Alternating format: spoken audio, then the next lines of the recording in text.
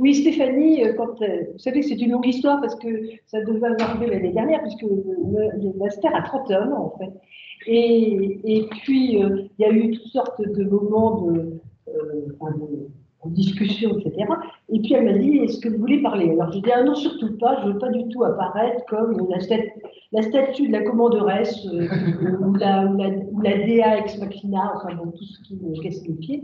Et je me suis dit que c'était amusant parce que très souvent les gens me disent, mais comment vous êtes occupé de jardin? Alors je vais vous raconter, j'ai eu une illumination et je pense que ça peut être utile à tout le monde parce que de temps en temps on n'est pas assez attentif à ce qui peut vous arriver. Donc je vais vous parler, je vais vous faire une petite, ça va être bref, hein, une petite allégorie personnelle placée sous la protection de Kairos. Alors je pense que vous êtes tous familiers de Kairos, donc qui est le petit dieu du non-hasard, hein, et qu'il faut, vous savez, il était représenté comme un jeune homme, un adolescent assez élégant et sympathique. Et le problème, c'est qu'il avait pas mal de cheveux et que quand il passe, il faut vite me saisir par les cheveux, autrement il est déjà passé. Et puis il y a tous les gens qui ne le voient même pas, donc ça c'est une autre affaire. Alors je vous raconte qu'une de mes amies de l'université, de la Sorbonne, Monique Châtenay, qui est la grande spécialiste de la Renaissance, me dit un jour, oh, tu sais, mon père, qui était un personnage absolument formidable, directeur des archives du Loir-et-Cher à Blois, vient de récupérer, il a eu l'occasion de récupérer les archives personnelles de M. Abel Poisson. Donc vous allez me dire, est-ce que vous savez qui est Abel Poisson? C'est le frère de la Pompadour, qui est devenu marquis de Marigny. Et donc, il avait récupéré dans un domaine du sud de la France, chose assez amusante, c'est qu'un peu plus tard, nous avons eu l'occasion d'étudier le château du dit domaine.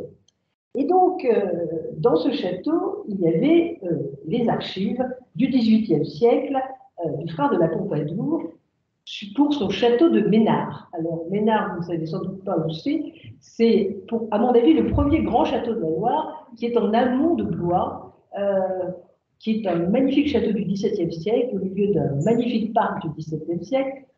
Et au XVIIIe, la Pompadour l'a racheté, et quand elle est morte, en 64, c'est son frère qui l'a hérité.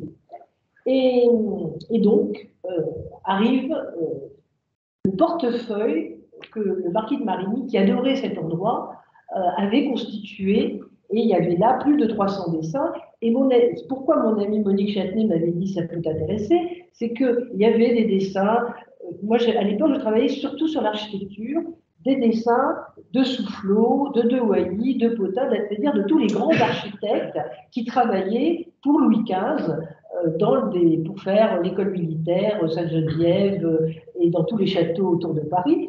Et donc, c'était passionnant parce que là, il y avait un ensemble d'une qualité et puis vraiment passionnant par rapport au lieu et à la personnalité de Marigny. Je me colle en me disant je vais étudier ça, mais je me suis aperçue d'une chose, c'est que je ne savais rien. J'étais historienne de l'architecture, j'étais en train de finir, où j'avais déjà soutenu ma maîtrise sur l'hôtel des Menées de Jacques Denis-Antoine au bord de la Seine, ce magnifique monument.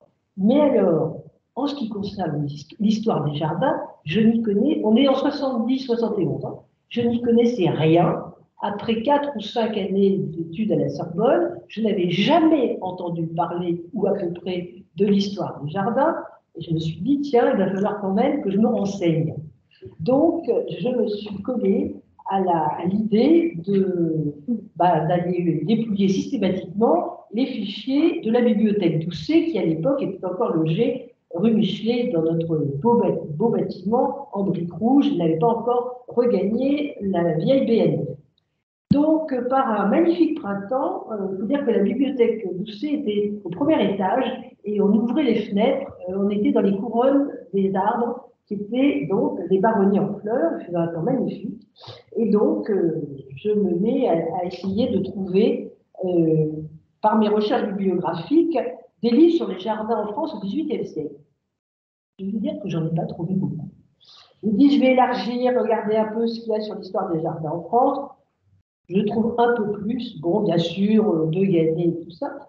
Et puis, je découvre un essai donc d'un personnage qui porte un nom à coucher dehors, puisqu'il s'appelle Jurgis Baltrushaitis, que vous devez tous connaître et tous lire. C'est absolument indispensable. Donc, je lis dans un étrange volume où il y avait 4 essais, sous le nom tout aussi étrange, puisque ça s'appelle Les perspectives dépravées. C'est un livre de poche, hein, donc vous devez vous acheter. Et donc, dans cet essai, il y a dans ce volume, il y a un essai qui s'appelle Jardin et pays d'illusions, qui développe une analyse des jardins de la deuxième moitié du XVIIIe siècle. Alors, bon, j'avais lu de banalités, des choses intéressantes, mais pas beaucoup. Et donc, je me suis mis à lire Jurgis Baltrushaitis. Et en le lisant, j'ai trouvé que le texte était magnifique, qu'il ouvrait un monde que j'ignorais complètement, que les jardins, c'était pas que des plantouilles et des choses un peu banales. Et très tranquillement, je me suis formulé immédiatement l'idée, et je me souviens du jour et quasiment de l'heure, où j'ai décidé qu'il fallait dorénavant que je m'occupe des jardins. Voilà. C'est ça que je voulais vous raconter. Donc c'est une rencontre tout à fait inattendue, qui a non pas complètement tout changé, parce que j'ai continué à m'occuper de l'architecture, et puis vous savez qu'au XVIIIe siècle, tous les hommes, ils ont tous fait des jardins, hein, Charles de Loeilly, Jacques Denis Antoine, et tout, donc j'ai découvert à ce moment-là. Mais c'était vraiment un moment tout à fait étonnant qui a ouvert une porte dans laquelle se sont succédés un certain nombre d'événements. J'ai rencontré Jurgis Baltrushaitis, donc qui était un vieux monsieur merveilleux, qui s'occupait que de choses pas possibles, qui était d'origine lituanienne, donc qui était parti de son pays parce que c'était un peu compliqué politiquement, et donc qui vivait en France. Il avait épousé la fille adoptive d'un très très grand historien de l'art français qui était Faucillon. Il habitait un appartement près de la porte d'Orléans. Et sur les murs, comme Faucillon avait redécouvert Piranèse, il y avait toutes les gravures de Piranèse. C'était absolument magnifique. Et après, j'ai pris l'habitude d'aller le voir régulièrement. On buvait un coup de whisky parce qu'il aimait bien boire un coup. Et toute ma vie, jusqu'à sa mort, je suis restée amie avec lui et avec sa femme. Et donc, c'est comme ça à travers donc, cette redécouverte et à travers d'autres amitiés, j'avais comme amie d'université Hélène Fustier, qui avait hérité de Courson et qui ne savaient pas par quel bout prendre ce grand parc du 19e. On leur disait, le 19e, ça n'a aucun intérêt, vous coupez tout et puis vous vendez le bois. Et puis après, il y avait des gens qui disaient, oh ben écoutez, ça intéresse personne. Donc ils ont fini par aller en Angleterre chercher un spécialiste qui les a aidés à restaurer Courson. Donc il y avait ça. Et puis j'ai rencontré Olivier Chopin-Jambry, qui était un illuminé architecte qui se battait depuis des années pour essayer de sauver les terres de Retz. Et puis voilà, ça fait une petite boule de neige amicale. Et c'est comme ça qu'en 77, nous avons fait l'exposition qui est dédiée à Jurgis Baltrushaitis, donc sur les jardins du XVIIIe siècle. Donc ça, c'était en 77. Et puis la vie a passé. Et puis en 82, pour ceux qui ont suivi mon cours d'introduction, tout a recommencé, les inventaires, etc. En 84, j'enseignais à l'ENSP. Et puis en 89, parce que je l'avais croisé quelques fois, 2-3 fois, Pascal Cribier, chez des amis, j'ai fait le concours des Tuileries avec Crévier-Bénèche. Et puis j'ai travaillé pendant 15 ans avec Pascal. Et je voulais te dire une chose, c'est vrai que moi, en tant qu'historienne, j'ai toujours une chance formidable, c'est que je n'ai jamais été uniquement immergée dans le milieu de l'histoire, mais j'ai toujours travaillé avec des architectes et avec des paysagistes. Et ça, je crois que c'est essentiel et que ça a fondé sans doute une partie de notre mode de fonctionnement, mais c'est une manière d'apprendre tellement différente. Et puis, en 92, effectivement, on a été amené à créer le master.